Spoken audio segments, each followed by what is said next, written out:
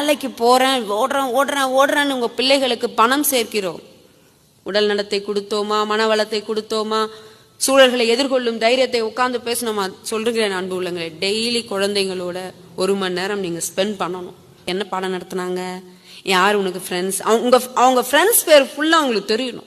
நீங்க போயிட்டா கூட உங்க பணமோ நீங்க கொடுத்த படிப்போ எல்லாம் பாதுகாக்காது. நீங்க கொடுத்தீங்க பாத்தீங்களா ஒரு அனுபவம், அறிவுரை, அதுதான் பாதுகாக்கும். ஏமா கொடுக்கவே மாட்டேங்க, நேரமே ஒதுக்குறது இல்லையே நம்ம. இன்னொன்னு சொல்றேன், கேட்ட பொருளெல்லாம் வாங்கியே கொடுக்காதீங்க, தயவு செய்து வாங்கி கொடுக்காதீங்க குழந்தைங்களுக்கு. இன்னொன்று, அந்த பொருள் அவனுக்கு தேவையே இருந்தா கூட அவன் அடம் பிடிக்கும் போது கொடுக்காதீங்க.